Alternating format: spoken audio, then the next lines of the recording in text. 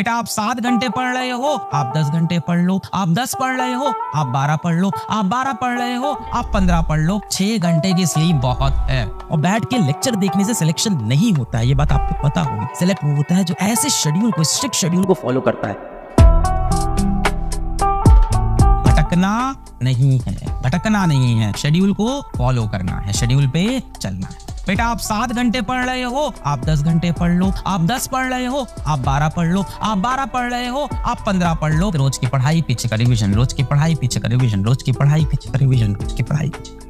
Backlog कैसे करें, ऐसे करो, करंट का करते रहो, पीछे का निपटाते रहो। कड़ी निष्ठा चाहिए होती है, बार बार समझा रहे हैं, कड़ी निष्ठा चाहिए होती है। नाम नहीं लूंगा, एक स्वामी जी के बारे में पढ़ रहा था, तो वो Swami ji at the age of 70 he was sleeping for 2 hours. I was so impressed by this person. At the age of 70 he was sleeping for 2 hours. क्या तो स्वामी जी हैं? And he is not a fake Swami ji, is a modern day Swami ji, is actually doing work. उनके ऊपर कोई allegations नहीं है, कोई religion का खेल नहीं था, काम स्पिरिचुअलिटी का था, मेहनत का था। उन्होंने मतलब एक एम्पायर खड़ा किया मेहनत करके अपनी। यार लगते हैं लोग, वो 70 साल की उम्र में वो बुढ़ा व्यक्ति लग जा रहा है। 6 घंटे की स्लीप बहुत है। समझ में आ रहा है? खाना खाते वक्त टीवी के सामने बैठ के खाना खाएंगे नहीं, खाना खाते वक्त रिवीजन नोट्स के सामने खाना खाएंगे, तब सिलेक्शन होगा। बहुत पढ़ लिया 1 घंटा, अब चलो मम्मी पापा से बात करके, दोस्तों से बात करके आता हूँ। नहीं भाई, बहुत टाइम खराब होगा। बहुत पढ़ लिया है, हम 15 मिनट की वॉक करके आएंगे। बहुत पढ़ लिया है, हम 10 मिनट की जॉग करके आएंगे, माइंड फ्रेश होगा, ब्लड सर्कुलेशन अच्छा होगा, फिर पढ़ने बैठेंगे। Talk to lesser number of people while your preparation. जितने कम लोगों से बेटा बात करोगे, उतना अपने काम में डेडिकेट होगे। दुनिया बहुत सी बातें करती रहेगी, लोगों की बातों में इन्वॉल्व हो जाओगे, दिमाग का एक सेक्शन उनके साथ रहेगा, हमेशा इधर उधर की बातों में दिमाग चलेगा, अपने काम से दिमाग भटकेगा।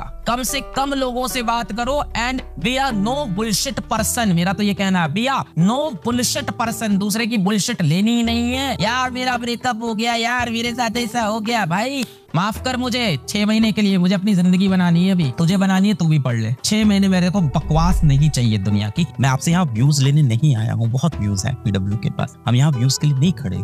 जितनी आपको जरूरत है बेटा उतनी ही चीजें पढ़ना। ये नहीं कि शौक में बैठ गए। और बैठ के लेक्चर देखने से सिलेक्शन नहीं होता है, ये बात आपको पता होगी। वीडियोस पे आप व्यूज देखते हो कितने होते हैं? 1-1 मिलियन व्यूज है, 10-10 लाख बच्चा देख रहा है, तो क्या सब सेलेक्ट हो जाता है? सेलेक्ट वो होता है जो ऐसे शेड्यूल को, स्ट्रिक्ट शेड्यूल को फॉलो करता है कि लेक्चर खत्म हुआ, अब इसके बाद ये नहीं कि हाँ डन खत्म, अब ये चैप्टर सीधा नीट में पढ़ूंगा। लेक्चर खत्म होते ही रिवीजन करना सबसे इंपॉर्टेंट। उसके बाद सुबह उठे, फिर सुबह उठ के फिर रिवीजन किया, स्ट्रॉन्ग हो गया बेटा आपका चैप्टर। अब आप इसमें सोच रहे होगे सर बहुत से बच्चे हैं अप्रैल से पढ़ रहे हैं, उनकी प्रिपरेशन तो मुझसे बेटर होगी। अब मैं आपको उसकी भी कहानी बताता हूँ। बहुत से बच्चे हैं जो अप्रैल में से पढ़ रहे हैं, अप्रैल में से जो पढ़ाई कर रहे हैं, सर उनसे तो मैं आगे नहीं कर पाऊंगा, अब मेरा क्या होगा, इनसे तो मैं आगे नहीं निकल पाऊंगा। बेटा सब यही बताते हैं कि सर मैंने चैप्टर 1 में ना सर मैंने ना 300 क्वेश्चन लगाए थे। मैंने कहा बहुत अच्छा किया बेटा, वेरी गुड। फिर बताएंगे सर मैंने चैप्टर 2 के अंदर ना, जब चैप्टर 2 आया तो उसके अंदर भी मैंने 250 क्वेश्चन लगाए। मैं कहता हूँ बहुत अच्छा हुआ। फिर उसके बाद बताएंगे सर तीसरे चैप्टर में भी मैंने 200 क्वेश्चन लगाए, बहुत अच्छा। चौथे में भी मैंने 200 क्वेश्चन लगाए बेटा, बहुत अच्छा। फिर मैं उनसे पूछता हूँ कि बेटा जरा चैप्टर 1 का ये क्वेश्चन सॉल्व करना, सर अभी रिवाइज नहीं किया है, एक बार बैठ के रिवाइज करूंगा। ये करते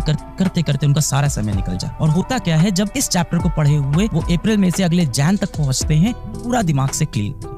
ये 300 क्वेश्चन किसी वर्थ के नहीं रहते, तक कुछ याद नहीं रहता है कि इन क्वेश्चन में मैंने क्या किया था, क्या लॉजिक लगाई थी। पूरी फ्रेश बिगनिंग हो जाती है। अगर इस समय इनको इस चैप्टर को कंप्लीट करने में लेट अस सपोज इनको 20 आवर्स लगे थे, तो अगली बार भी इनको इस चैप्टर को कंप्लीट करने में वापस से 10 आवर लग जाते हैं। आप इसी चीज का एडवांटेज उठाना है कि तुरंत रात को रिवीजन किया, सुबह रिवीजन किया, शॉर्ट नोट्स बनाया, डीपीपी लगाया, संडे को टेस्ट दिया। अक्सर बच्चे, मैक्सिमम बच्चे इस वजह से सिलेक्ट नहीं हो रहे कि नीट का एग्जाम बहुत कठिन आ जा रहा है या क्वेश्चन सॉल्व ही नहीं हो पा रहे हैं। आप ज्यादातर बच्चों से पूछना, आप में से बहुत सारे बच्चे ड्रॉप किए होंगे, आप में से ज्यादातर बच्चे ये चीज फील करते होंगे नीट एग्जाम में, यार ये पढ़ा था रिवाइज नहीं कर, अरे ये तो लेक्चर में मैंने देखा था, ये तो मेरी आंख के सामने से गुजरा था, ये क्वेश्चन तो सिमिलर क्वेश्चन मैंने किया था पर वहां नहीं बना। यानी यू लैक रिवीजन। नीट के एस्पिरेंट में जो चीज सबसे ज्यादा लैक करती है वो होती है बेटा रिवीजन। तो आपको इस तरह से एडवांटेज मिलेगा इन बच्चों से। तो आप डरो नहीं। कोई 1 साल से तैयारी कर रहा है, कोई 2 साल से तैयारी कर रहा है, तो मेरा क्या होगा? जो 1 साल से 2 साल तैयारी कर रहे हैं, हो सकता हो उसमें से बहुत से बच्चे नॉन सीरियस रहे, होते भी है। कोई 1 साल से तैयारी कर रहा है, कोई 2 साल से तैयारी कर रहा है, तो मेरा क्या होगा? जो 1 साल से 2 साल तैयारी कर रहे हैं, हो सकता हो उसमें से बहुत से बच्चे नॉन सीरियस रहे,